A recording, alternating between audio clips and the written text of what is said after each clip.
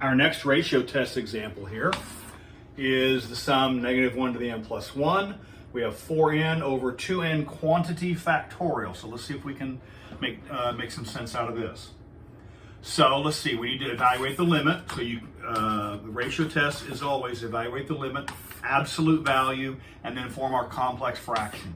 We know the denominator. The denominator is copy-paste. It's -1 to the n plus 1. We have 4n over 2n quantity factorial. The denominator is copy-paste. The numerator is the n plus first. So I need replace all the n's with n plus 1. And I'm going to simplify on the fly here. This is -1 to the n plus 2. This is 4 times quantity n plus 1. When you distribute, 4n plus 4. This is 4 times the quantity n plus 1. Distribute, we get 4n plus 4.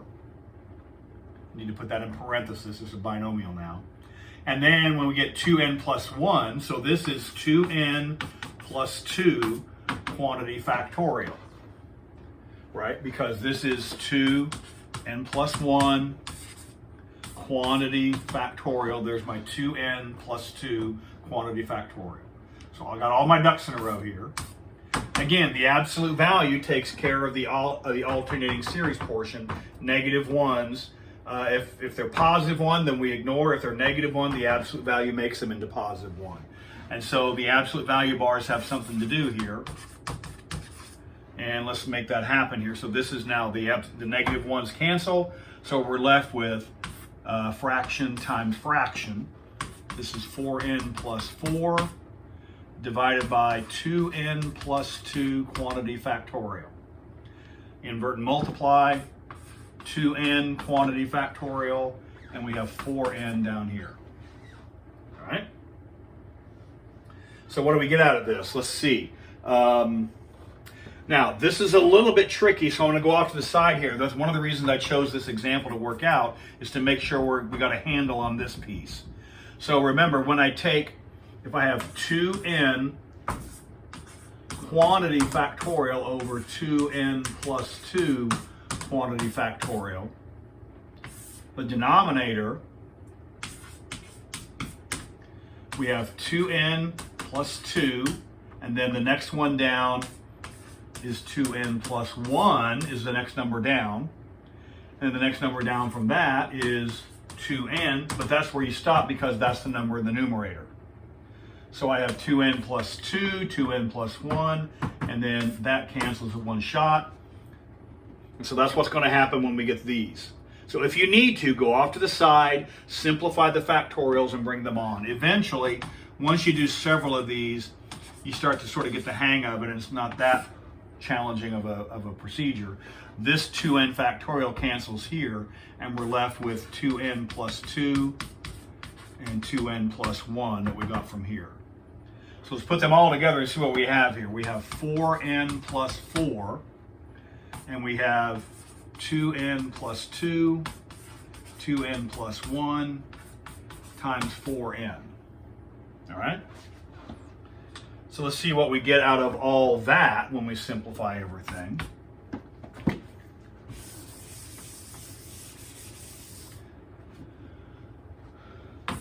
And again, as in our previous example, we may use the dominant term. The problem is we need to make sure we have the correct dominant term down here. All right? So let's find what is the dominant term in the numerator is not a problem. Dominant term in the numerator is 4n. No problem. What's the dominant term in the denominator? Well, when you FOIL these two, you're going to get 4n squared and some other stuff. Smaller degree terms. And then you're going to take 4n and distribute it into all of those, which means you're going to create, do you see it? You're going to create 16n cubed plus smaller degree terms. The dominant term in the denominator is found, and this is generally the case, if you have several factors. Take dominant term times dominant term times dominant term. Sound like we're doing Punnett squares in biology or something. You take the dominant times the dominant times the dominant, and you will create the dominant term. In this case, we may replace this with dominant term in the numerator, 4n, dominant term in denominator, 16n cubed. And now evaluate the limit of that expression. This is the limit n goes to infinity. Now the n's cancel. We actually have 1 over 4n squared. And as n goes to infinity, this fraction goes to 0. Anytime we have 1 over infinity, that goes to 0. And so that's equal to 0, which is less than 1.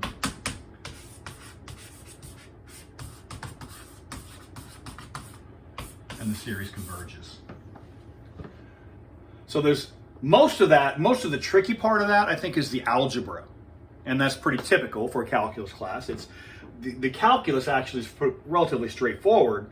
It's the algebra that sometimes makes it the sticky wicket. So be careful with the 2n quantity factorial and how that simplifies. And then dominant times dominant times dominant gives you the dominant term in the denominator. So we had 2n times 2n gives us 4n squared and other smaller degree terms. When you distribute, you get the 4n, you get 16n cubed and smaller degree terms. So the dominant term in this case was 16n cubed, and then the rest of it is, I think, straightforward.